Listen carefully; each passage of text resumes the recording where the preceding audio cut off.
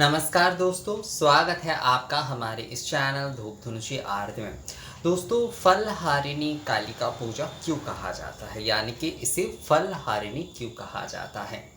असल में दोस्तों, फल को माँ हरण करती है, इसीलिए जो है इसे फलहारिणी कहा जाता है। हम लोग केवल जो है ऊपर ऊपर से ये देखते हैं कि फल दान करना, उस फल को खाना ना खाना, इन सारी चीज़ों में ही जो है हम केवल मात्र जो है व्यस्त रहते हैं। पर फलहारिणी का असल में अर्थ होता है हम अपनी साधना और आराधना का जो भी सारे फल है वो माँ को हम समर्पित करते हैं।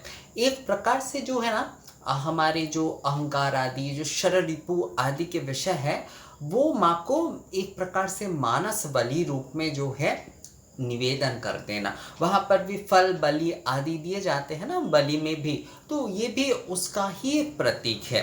फल देना, उसे खाना ना खाना, ये केवल मात्र जो है एक मतलब फल को, मिष्ट फल आदि जो भी सारे मीठे फल आदि दिए जाते हैं, वो इस आत्म फल का एक वांछिक प्रतीक मात्र है। पर असल में जो है हम अपने आत्म फल जो है, जिस प्रकार से मानस उपचार पूजा आदि होती है, उस प्रकार से हम अपनी आत्म फल जो है वो हम माँ को प्रदान कर रहे हैं। माँ हमारी नकारात्मक जो भी सारे विषय हैं, उन सारे विषयों को जो है मुक्त करके हमें जो है शुभ फल प्रदान कर रहे हैं। तो इसी कारण से जो है इसे फलहारिणी कालिका पूजन कहा जाता है। माँ हमारे फलों को, हमारे नकारात्मक, हमारे जो भी सारे अशुभ आदि फल है वो माँ हर रहे हैं हमारे। हम अपने सारे फल, हमारे आराधना साधना, देखिए आराधना साधना केवल मात्र रिचुअल्स आदि से नहीं होता है। वो जब तक आपका आत्मिक नहीं होगा, कभी भी जो है आपका साधना और आराधना जो है पूर्ण नहीं होता है। इसलिए पूजा के भी आप देखिए, पूजा के वाचिक पूजा, उपचार की पूजा आदि के पहले जो है मानस पूजा आदि के विधि है। तो आपकी आत्मिक आराधना और साधना ही जो है वो सबसे ज़्यादा ज़रूरी विषय है। आप जब तक वो आत्म फल जो है माँ को निवेदन नहीं करते हैं, अपना सर्वस्व समर्पण करना होता है। आप लोग मुझसे पूछते हैं ना कि भगवान श्री रामकृष्ण देव जो है, भगवान श्री रामकृष्ण देव, एक्चुअली ये शब्द कई लोग जो है भगवान श्री रामकृष्ण देव कहने के बारे में जो है उनके आपत्ति है। अब क्या होता है कि ये हर किसी के अपने अपने आस्था होते। कई लोग उन्हें ठाकुर श्री रामकृष्ण देव कहते, कई लोग भगवान श्री रामकृष्ण देव कहते। तो ये अपने अपने आस्था होती है दोस्तों, इसे लेकर आपत्ति आदि की मुझे लगता है कोई विषय नहीं है। हर किसी के लिए अपने अपने भावना, अपने अपने उपलब्धि होते हैं। तो ठाकुर श्री रामकृष्ण परमहंस देव जो है, उन्होंने माता शारदा मणि देवी के ये जो पूजन किए थे इस दिन, वो इसीलिए किए थे क्योंकि तंत्र में जैसे कि कुमारी पूजन का विधान है, उसी तरीके से जो है अपनी स्त्री को भी पूजन करने का विधान है, ताकि आप उनमें भी जो है मातृभाव के दर्शन कर पाते हो या नहीं, यानी कि आपने काम के ऊपर आपने विजय प्राप्त किया है या नहीं, ये विषय जो है अपनी स्त्री में भी जो है। क्योंकि देखिए हमारे मूल रूप से जो विवाह का जो सिस्टम है, उसमें वहाँ पर जिस सिस्टम से हमारे विवाह आदि के साथ संतान उत्पादन आदि, तो ये काम भावना से ही जुड़े हुए हैं। तो काम भावना जो है उसके ऊपर भी क्या आपने विजय प्राप्त किया है, स्त्री की पूजन, स्त्री में भी आप मातृभाव के दर्शन कर रहे हैं। ये दिव्याचार में, मतलब दिव्याचार से ऊपर जो मातृभाव में संपूर्ण सराबोर हो जाती है, उनके लिए ही संभव है। हम और आपके लिए जो है ये संभव नहीं है, ऐसा नहीं कहूँगा, पर उस प्रकार की साधना, उस प्रकार की धीरज, उस प्रकार की दिव्य भाव जो है हम साधारणों के जीवन में शायद एक जीवन में कभी नहीं होगा, इस जीवन में शायद नहीं होगा, अगले अगले जन्म में शायद हो सकता है, पर एक जीवन में तो ये सारे विषय जो है वो नहीं हो सकता है। क्योंकि दिव्य भाव जो है वो तभी हो सकता है जब आप वीर भाव से आप ऊपर उठ जाए। आप साधना में बैठे, आपको विराचार की जो साधना है उसकी आवश्यकता ही ना पड़े, आप सीधा दिव्य भाव में चले जाए। तो श्री रामकृष्ण देव आदि जो थे वो इस प्रकार के साधक थे। तो उन्होंने जो है अपनी साधना की संपूर्ण फल जो है माँ के चरण में जो है ना उन्होंने निवेदन कर दिए। शारदा माँ को उन्होंने जो है देवी रूप में, मातृ रूप में जो है उन्होंने पूजन किया। बहुत सारे लोग कहते हैं कि ये कैसी है कि उन्होंने अपनी स्त्री को ही पूजन किया, तो यही विषय है। काम भावना को विजय करके जो है उनके भीतर मातृभाव के दर्शन करते हुए अपने संपूर्ण साधना आदि के फल उन्होंने जो कुछ भी सीखा था, जैसे कि तंत्र साधना करते हुए भैरवी ब्राह्मणी से उन्होंने जो तंत्र साधना की उन्होंने सिद्धि को प्राप्त किए थे, उन्होंने जो अद्वैत साधना किए थे गुरु तोतापुरी से, वैष्णव साधना आदि, मधुर भाव आदि के साधना आदि जो है ये सभी, और उन्होंने इस्लाम की भी साधना किए थे। तो ये सारी साधना एक्चुअली ये सारी साधना का फल जो है उन्होंने ये जो है माँ को समर्पित कर दिए, माँ को जो है उन्होंने समर्पित कर दिए। ये होता है आत्म फल निवेदन जो है।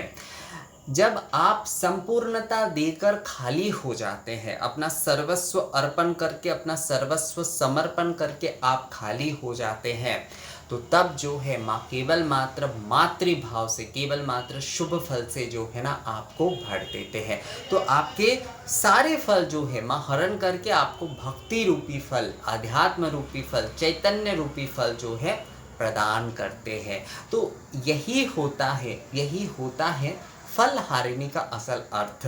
हम अपना सर्वस्व फल जो है माँ को अर्पण कर दे। आम, नारियल, ये जो कुछ भी हम देते हैं, बहुत सारे लोग कहते हैं कि ये हम देने के बाद जो है दादा, बहुत सारी जगह पर सुने हैं कि इसे नहीं खाया जाता है, 1 साल तक जो है नहीं खाना चाहिए, ये वो। लेकिन ये सभी के अपने विश्वास है, कौन खाएगा और कौन नहीं खाएगा ये हर किसी के अपने ऊपर निर्भर करता है। पर ऐसा कोई विशेष एक नियम नहीं है कि आप जो है फल आपको समर्पित करने के बाद जो है आप उसे प्रसाद के तौर पर या आदि के तौर पर नहीं खा सकते, ऐसा कुछ नहीं है। पर कई लोग जैसे इसका पालन करते, तो मैं उनके विश्वास को ठेस नहीं पहुंचाना चाहता हूँ। अगर वो इसे करके तृप्ति उन्हें मिल रहा है तो ठीक है, वो करे, पर कोई एकमात्र नियम नहीं है इसका। तो आत्मफल हम अपने साधना आराधना, ये जो नित्य हम पूजा आदि करते हैं, मान लीजिए हम जो है हर अमावस्या पर पूजा करते हैं, तो हर अमावस्या पर पूजा करने से जो पुण्य फल हमारे है वो भी हम माँ को समर्पण कर दे। हम माँ के सामने पुण्य पाप सभी जो फल है, मतलब जो भी फल है उसे दे देना, कि मैं पुण्य भी नहीं रख रहा हूँ, मैं पाप पुण्य मैं कुछ नहीं समझता माँ, मैंने सर्वस्व जो है आपको अर्पण कर दिया। तो आप मुझे केवल अपने पाद पद्म में जो है भक्ति दीजिए, आप जो है भक्ति रूपी फल जो है मुझे केवल भक्ति रूपी आशीर्वाद जो है मुझे प्रदान करिए। तो माँ तभी जो है आपके फल हरण करते हैं जब आप सर्वस्व दे देते हैं। ठाकुर श्री रामकृष्ण देव ने भी जो है मातृभाव में जब शारदा मणि देवी के पूजन किए, तो अपनी सारे साधना के फल उन्होंने समर्पित कर दिए कि क्या सिद्धि, क्या पाप, क्या पुण्य आदि मुझे कुछ नहीं पता माँ, मैंने जो है आपको सर्वस्व अर्पण कर दिए। अब आप समझिए कि मुझे क्या आपको देना है। तो जब हम सर्वस्व अर्पण करते हैं तभी जो है माँ हमें शुभ फल प्रदान करते हैं। हम लोग सर्वस्व असल में अर्पण नहीं कर पाते हैं, तो इस प्रकार फल आदि प्रतीक मात्र की पूजा आदि ही हम करते हैं, मतलब प्रतीकात्मक पूजा आदि ही हम करते हैं। ये कुछ गलत नहीं है दोस्तों, ये भी बिल्कुल गलत नहीं है, ये भी आप कर ही सकते हैं, पर इसके मूल विषय को जो है ना समझना बहुत आवश्यक है। तो फल हारिणी का विषय यही होता है कि हमें अपने सर्वस्व, हमें अपने सर्व कर्म फल जो है पाप पुण्य, इन सारे विषयों का विचार ना करते हो। हम कभी कभी ये सोचते हैं केवल पुण्य के लिए हम जो है कार्य करते हैं, पर साधना और आराधना की अगर दिव्यता में आप पहुंचना चाहते हैं तो वहाँ पर आपको पाप और पुण्य दोनों से ही ऊपर जाना पड़ेगा, दोनों का ही आपको जो है त्याग करना पड़ेगा, तभी जो है भक्ति रूप फल जो है आपको प्राप्त होगा दोस्तों। तो इसलिए जो है फल हारिणी का अर्थ यही होता है कि हमें अपने सर्वस्व को जो है, हमारे सर्वस्व फल पाप पुण्य आदि, लोग ज़्यादातर यही सोचते हैं, जैसे गंगा में नहा रहे हैं तो वो सोच रहे हैं कि मैं अपनी पुण्य फल रखूँगा, पाप धो लूँगा। इस प्रकार से साधना और आराधना की दिव्यता में नहीं जाया जा सकता। फलहारिणी कालिका पूजा जो है हमें यही दर्शन देता है, मतलब इसके दर्शन यही है कि आप अपना सर्वस्व दे दो। आप सोचो मत कि क्या देना है, आप माँ को अपने सर्वस्व प्रदान कर दो। माँ तय करेगी कि अब आपको जो है क्या देना है। अगर आप सर्वस्व दे देते हो ना, सर्वस्व देकर आप खाली हो जाते हो, तो माँ आपको ज्ञान वैराग्य सिद्धार्थ और भक्ति जो है वही प्रदान करते हैं। तो यही फलहारिणी कालिका पूजा का मूल विषय है दोस्तों।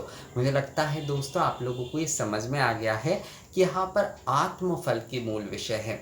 मानस फल, मानस रूपी फल जो है हमें हमारे साधना और आराधना के जो आत्मिक फल है, जो आत्मफल है, वही हमें माँ को निवेदन करना है। अपना सर्वस्व, अपना सर्वस्व, हमारे सर्व फल, पाप पुण्य और जो भी दूसरे जो भी कर्म फल बोल लीजिए, या फिर जो है हमारे कुछ और किसी भी प्रकार के फल आदि है, जो भी है वो सर्वस्व हम माँ को अर्पण कर देंगे। उसके बाद जो है माँ तय करेगी। और जब हम सर्वस्व अर्पण करते हैं ना, तो माँ हमें शुभ फल यानी कि भक्ति रूपी अध्यात्म चैतन्य से जो है हमें भर देते हैं।